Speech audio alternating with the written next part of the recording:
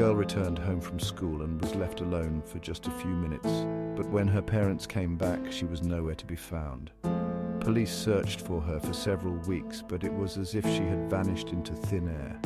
Then, unexpectedly, a turn in the case triggered a series of events that captivated the entire country.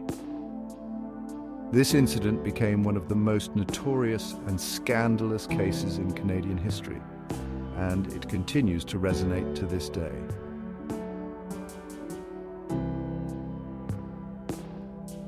Queensville was considered a very safe town where many residents knew each other well. Christine lived there with her parents and her brother, who was 5 years older than her.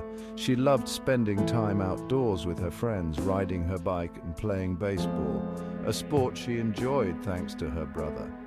Christine also had a soft spot for animals. One day, a flying mouse made its way into her home. Unlike her family, who were frightened, Christine was excited and wanted to keep it as a pet.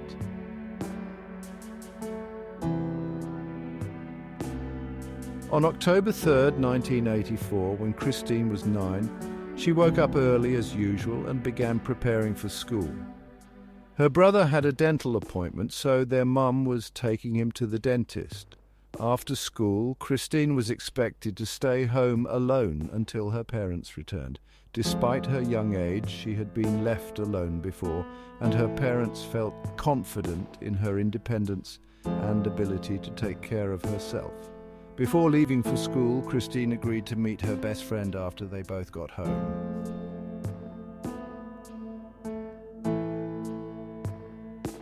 Christine boarded the bus that took her a few hundred meters from her home. When she arrived at the park where she and her friend had agreed to meet, she began to wait. As time passed and her friend still hadn't shown up, Christine decided to head back home. She tried calling her friend, but there was no answer.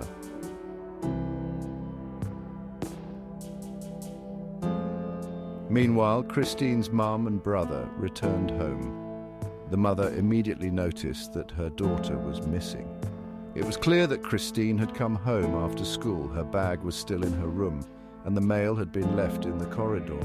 However, the mother began to notice some strange details. First, Christine's bike was lying on the ground in front of their house with the front wheel bent. Christine loved that bike and always rode it whenever she could, so it struck her as odd that her daughter would just leave it there. Second, Christine's belt was hanging on the top hook in the corridor, an area that was clearly out of her reach.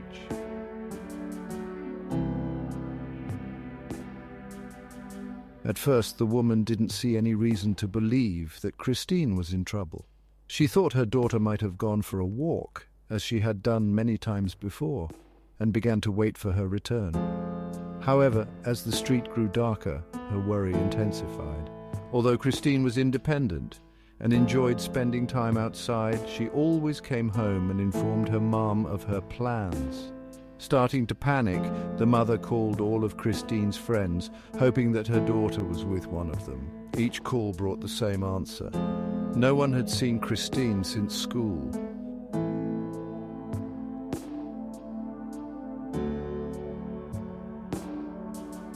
When she reached Christine's best friend, she learned that they had planned to meet at the park, but Christine had never arrived. Dot, realizing that none of her daughter's friends had seen her, the mother enlisted the help of her son to search for Christine. Given the small size of their town, they quickly checked all the places where Christine liked to spend time, but there was still no sign of her. By around 7 p.m., the mother made the difficult decision to call the police.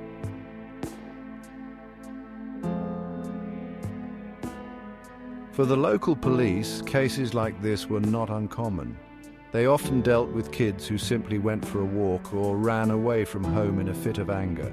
Typically, these children were found quickly, often without the need for a full investigation. This time, however, the police organized a search, enlisting the help of local residents who immediately came out to look for the girl. As the investigation unfolded, the police discovered that Christine had visited a small shop located between her home and the park where she was supposed to meet her friend. She had purchased a pack of chewing gum, but what happened after that was a mystery.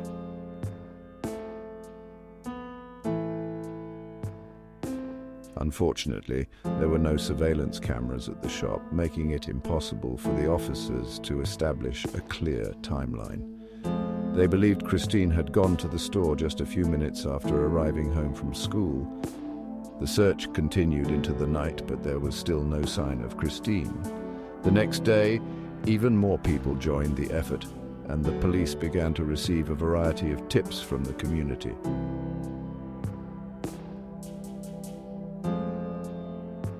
However, none of the tips proved beneficial. Most people claimed to have seen a girl on the street or in a car, but none was certain it was Christine. They struggled to remember specific details.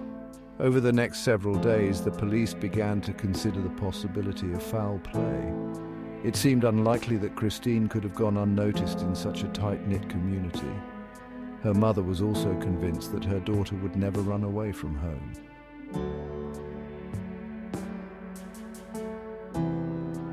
Despite these concerns, the police still couldn't find any leads that would bring them closer to discovering Christine's whereabouts. They conducted a search of her house, but due to their inexperience, it was handled extremely poorly. The police only superficially examined some of Christine's belongings, neglecting to collect fingerprints or other potential evidence. To make matters worse, a number of friends and family had already visited the house before the inspection, potentially compromising any evidence that might have been there.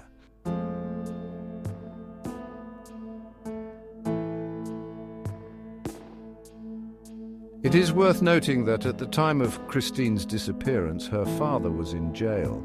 Just a few weeks earlier, he had been sentenced to a short term for minor fraud. On the day Christine went missing, her mother and brother had visited him after a dental appointment.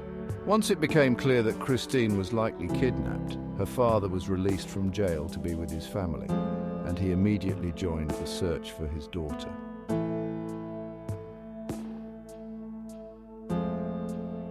The search efforts continued for several weeks, but they found neither Christine nor any evidence that could shed light on her disappearance.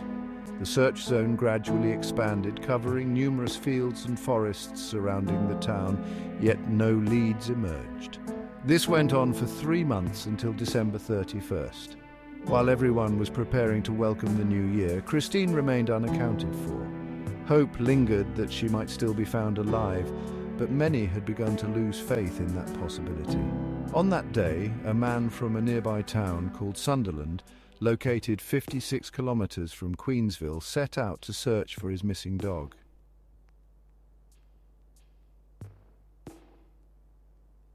He was walking through the forest near his home when he noticed what appeared to be a small pile of trash. As he approached, he was horrified to discover a human body. He immediately returned home to call the police. When the officers arrived at the scene, they quickly located the deceased individual despite the strong decomposition present. Next to the body was a small tape recorder with a piece of paper bearing the name Christine Jessup. This tape recorder had been given to students at her school on the same day she disappeared.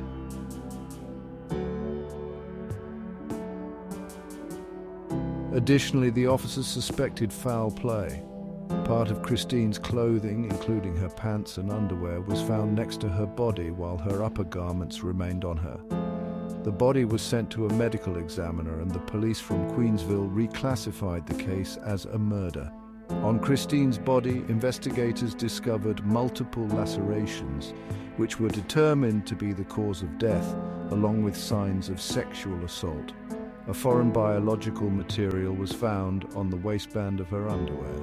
However, at that time, DNA analysis was not yet a viable option, so this evidence could not assist in identifying the perpetrator.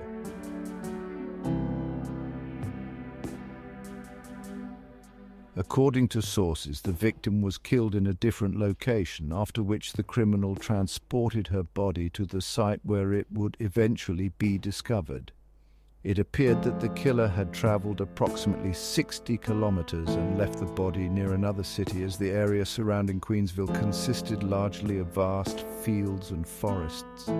Investigators believed that the perpetrator might have some connection to Sunderland and had chosen this location because he was familiar with it. They were fairly certain that the criminal lived in Queensville and was likely acquainted with Christine, as all evidence suggested that she may have gone with him or willingly entered his vehicle. The investigator asked if Christine had ever mentioned anyone she considered a potential suspect. However, Christine had not recalled any individual who stood out as suspicious. The police approached nearly all the residents of the town, focusing on several individuals with criminal backgrounds or prior offences. Despite their efforts, they were unable to establish any connections between these individuals and the case.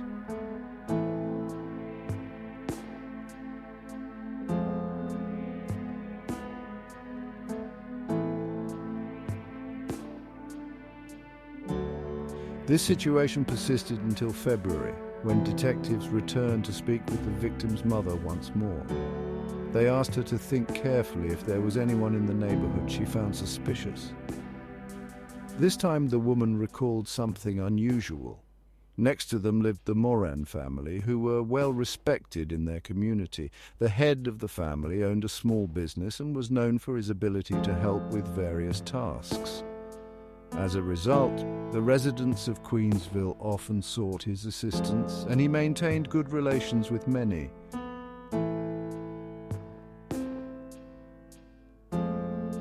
He had 6 adult children who worked alongside him in the business. One of them, 25-year-old Paul Moran, still lived with his parents. Christine's mother remembered several peculiarities regarding Paul. First, after her daughter went missing, Paul did not participate in the search efforts, while nearly all other residents of the town were involved. Second, after Christine's body was discovered, Paul did not attend her funeral, which was attended by hundreds of people.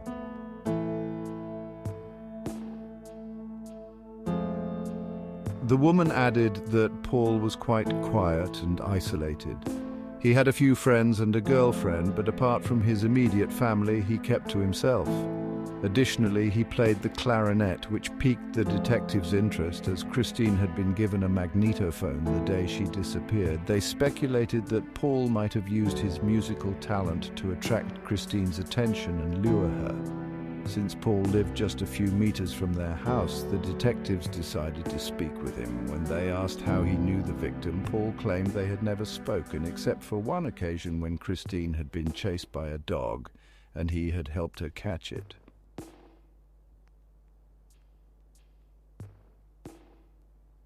When questioned about his whereabouts on the day of Christine's disappearance, Paul stated that he had been at work, approximately 57 kilometers from town. He mentioned that after finishing his shift, he stopped at a store to buy groceries, went to a gas station and returned home around 5 p.m. Finally, the detectives inquired about his thoughts on Christine.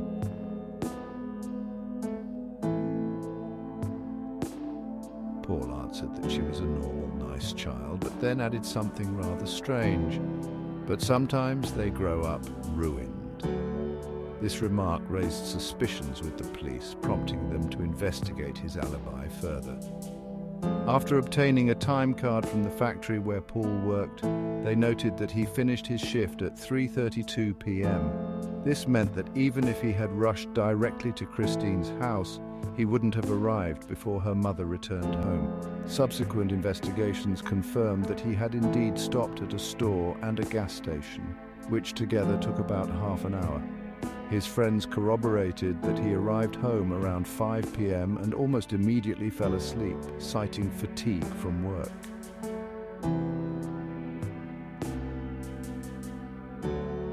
Based on this timeline, investigators concluded that Paul simply did not have enough time to abduct Christine. However, they speculated that his relatives could have been involved in his return or might be covering for him. The detectives requested permission to search the car he drove, where they discovered several fabric fibers in the trunk. Forensic analysis revealed that these fibers matched the material of the sweater Christine was wearing on the day of her disappearance.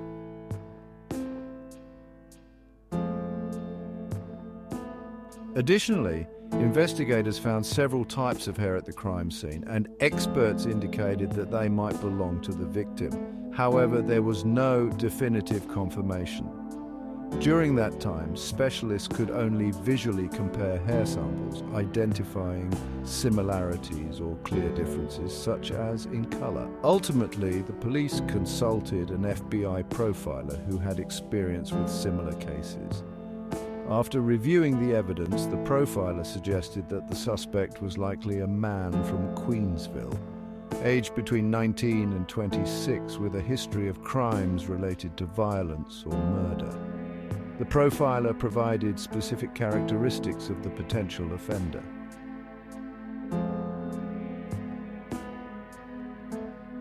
Despite the profile, the detectives were drawn to individuals who matched the physical description, even if they did not fit the profile of a criminal. In Paul's case, he had no criminal history or negative reputation, which made him a less likely suspect in the eyes of some investigators. Nevertheless, the police remained convinced of Paul's guilt. On April 22nd, they made the decision to arrest him. Paul continued to deny any involvement in the crime.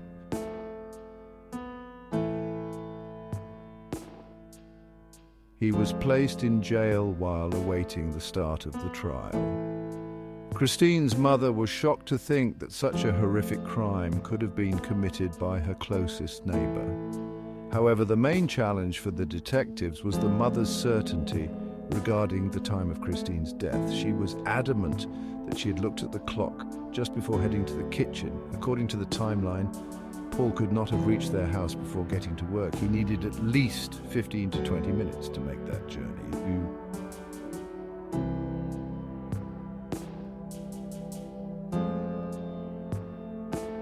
They continued to press the mother, asking if she was absolutely sure about the time or if she could be mistaken. The detectives also insisted that Paul was the murderer, but her account of the time didn't support that theory. In the end, the mother conceded that he might have arrived a little later than she initially thought, which was enough for the police to proceed. In court, both sides attempted to portray Paul as a strange recluse whose behavior instilled fear among other residents of the town.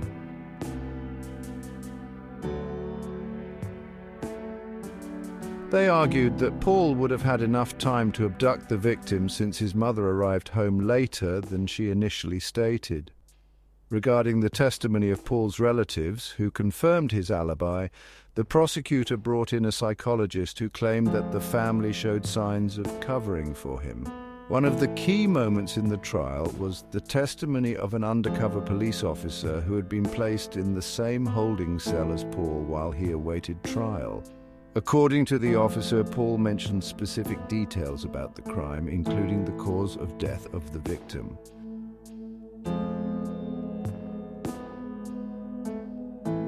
However, this information had already been reported in the news, so it was not new evidence. Additionally, Paul stated that his favorite movie was The Shining and often responded to questions with quotes from the film. While he maintained his innocence, the undercover officer's testimony significantly impacted the proceedings. Coupled with the prosecutor's efforts to portray Paul as an incredibly strange and dangerous individual, this only served to enhance the negative image of him in the eyes of the court.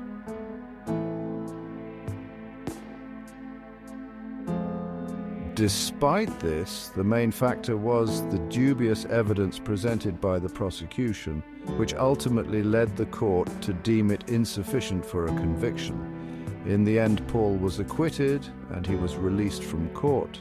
The tribunal indicated that they would appeal the decision, still suspecting his involvement in the case.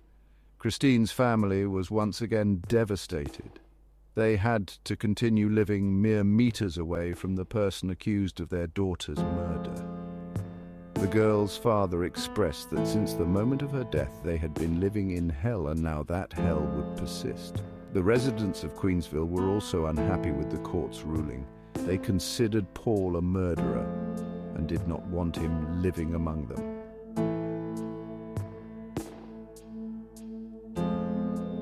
Upon his return home, he and his family began receiving threatening letters, escalating tensions in the community. At the same time, the country was in an uproar. Critics pointed out that during the initial trial, the judge had failed to provide the jury with a clear explanation of the concept of reasonable doubt, which was sufficient grounds for the higher court to mandate a retrial.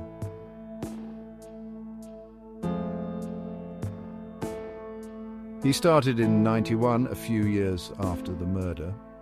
During his preparation, he discovered several interesting facts. It turned out that the expert who had linked the pieces of fabric from Paul's car to Christine's suit had conducted a search for fabric of the same color and material. However, when it came time for the analysis, much of the evidence, including the fabric pieces and several hairs found on her body or clothes, had disappeared. Additionally, several bones of Christine and a cigarette butt were found next to her body. It was revealed that this evidence had not been included in the case materials.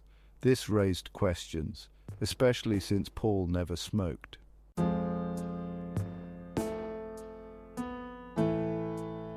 Despite these issues, the new trial began. This time, the primary accusation was that Paul had seen the magnetophone in Christine's hands, prompting him to take a musical instrument and start playing. The girl, drawn in by the music, allegedly approached his car, at which point Paul forced her to get in, drove her to an unknown location, and ultimately killed her. Despite the fact that this theory was, frankly speaking, weak, in July 92, the jury reached a unanimous decision.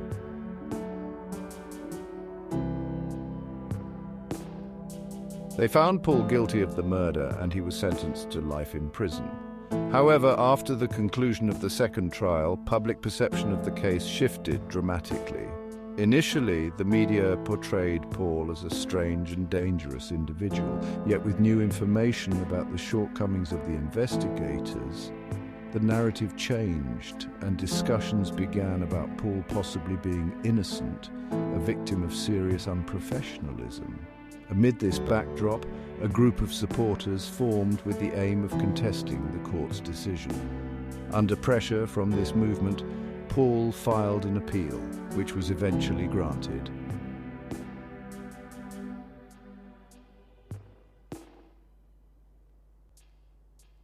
He was released from jail on bail, an uncommon occurrence, but the significant social attention surrounding the case allowed it to happen. However, there were challenges. The bail amount was set at about $500,000, compelling his parents to mortgage their house to gather such a substantial sum. Meanwhile, Paul's lawyer requested DNA analysis of biological material found under the victim's nails, hoping it would provide new evidence in his defense.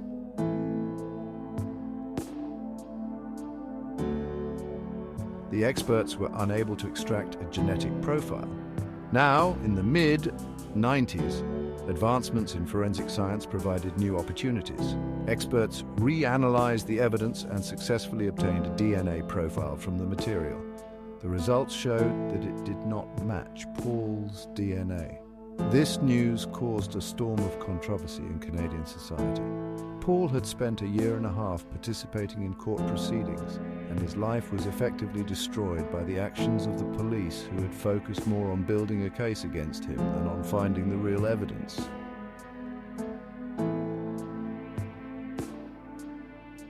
In January 1995, on the 10th anniversary of the discovery of Christine's body, Paul was finally exonerated of all allegations and became a free man. Subsequently, he sued the authorities for $1.2 million, and some of those involved in the investigation, who had fabricated evidence against him, became figures of scrutiny themselves. Moreover, this case prompted significant changes in the Canadian legal system, aimed at preventing similar miscarriages of justice in the future.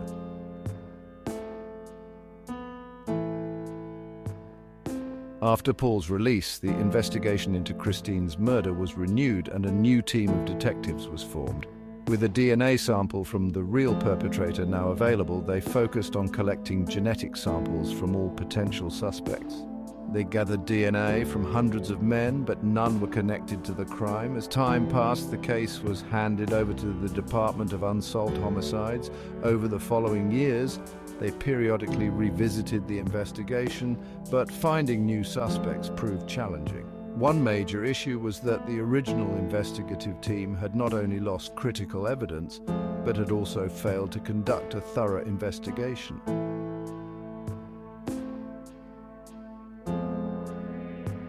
They were convinced of Paul's guilt and had not considered other possible suspects. The Canadian media continued to cover the case, and after one major newspaper published a detailed article, journalists received several intriguing tips from the public. Some individuals reported at least 3 potential suspects, including one man who claimed that his father had confessed to Christine's murder shortly before his death.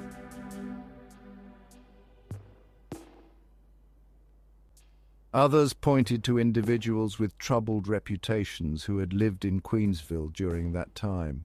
Journalists relayed this information to the police, but they were unable to connect any of these suspects to the murder. In 2019, 35 years after Christine's murder, the case was reopened and assigned to a new detective. With only a sample of the criminal's DNA to work with, he decided to explore genetic genealogy to identify the suspect. Since Canada lacked companies specializing in this innovative approach, the detective collaborated with a firm in the US and worked closely with their leadership to devise a strategy.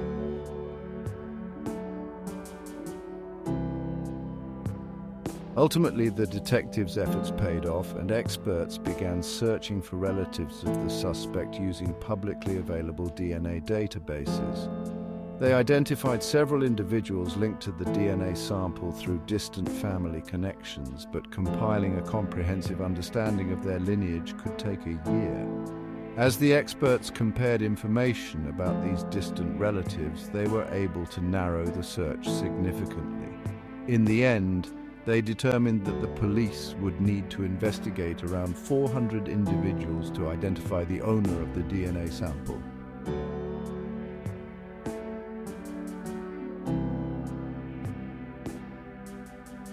After gathering this information, the detective reached out to a colleague in Canada who had extensive experience with DNA investigations.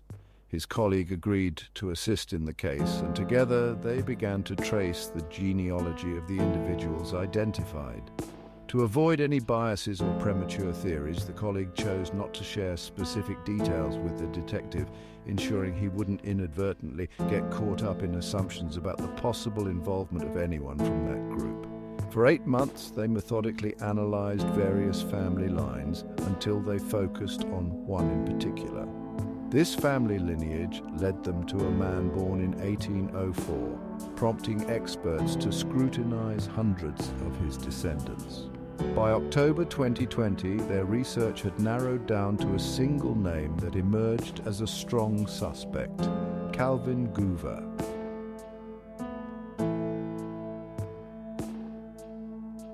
When the detective was informed of this name, he discovered that Goover had not appeared in any materials related to the case, nor had he been mentioned in the thousands of tips gathered over 3 decades. However, as the detective began to investigate further, he was met with an unexpected revelation. Goover was one of Christine's closest friends.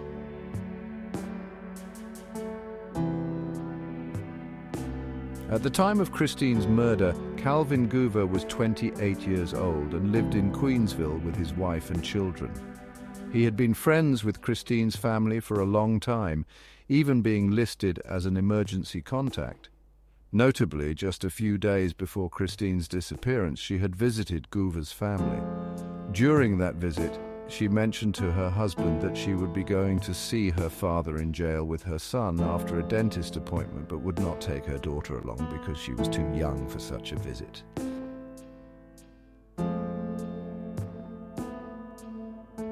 This meant that Goover was aware that Christine would be home alone on the specific day and time of her disappearance. Since he lived nearby and was also at home, it was conceivable that he could have heard this conversation. Moreover, Christine was familiar with Goover, which could explain why she might have gone to him or willingly entered his car, viewing him as a family friend.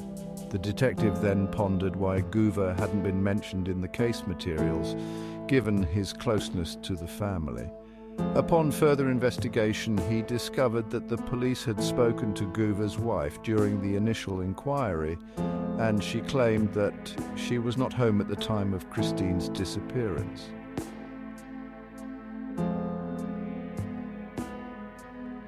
However, she mentioned that her husband was at home taking care of their young children. The police seemingly accepted her statement as sufficient alibi, failing to question Goover directly. This oversight meant that Goover had the opportunity to commit the crime, and now the detective needed to confirm his guilt. The challenge was that Goover had voluntarily disappeared in 2015, facing serious health issues. The detective needed a direct DNA sample from him, but faced uncertainty since many deaths weren't thoroughly investigated. Even if a body were found, the likelihood of recoverable biological samples after 5 years was low.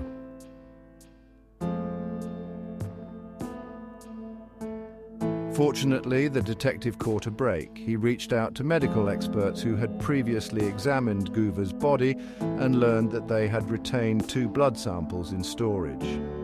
These samples were sent to the laboratory, where experts extracted DNA and compared it with the profile of the killer. In a breakthrough, they obtained a complete DNA match.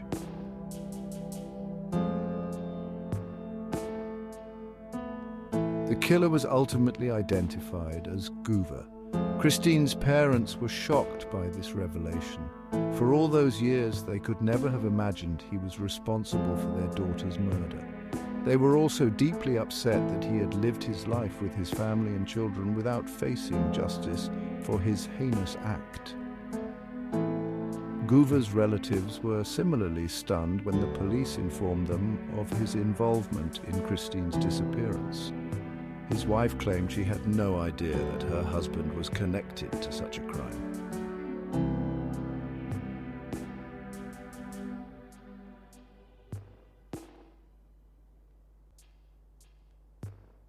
Paul, who had been wrongfully imprisoned for nearly 10 years, expressed to journalists that the discovery of the real killer felt hollow to him. Despite being exonerated, many people continued to view him with suspicion. He shared that he had lived in constant fear, a shadow that never left him, highlighting that the case had not only destroyed Christine's life, but had irrevocably impacted his own as well. Share your thoughts on this story in the comments, and don't forget to like this video if you found it compelling. Additionally, consider subscribing to our Telegram channel, where we share the most intriguing criminal news from around the world daily, without censorship.